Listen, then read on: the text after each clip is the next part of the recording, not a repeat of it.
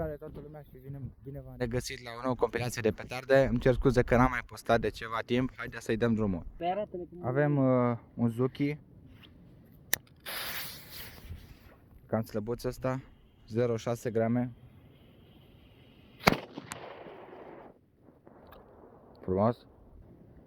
FP3 Demon, 2 grame.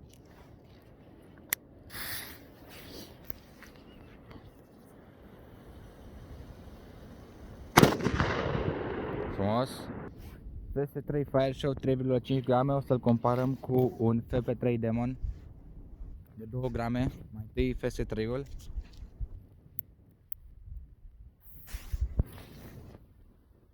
Are flamă.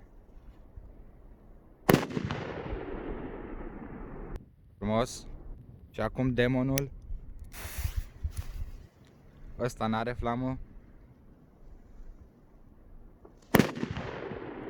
Frumos. Mai tare parcă a pușcat FS3-ul.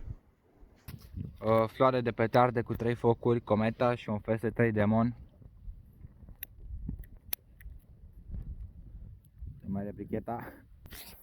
Îi dăm drumul.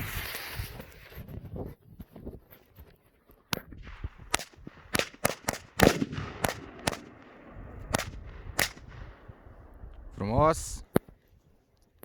O combinație bună. Și cam atât cu această compilație.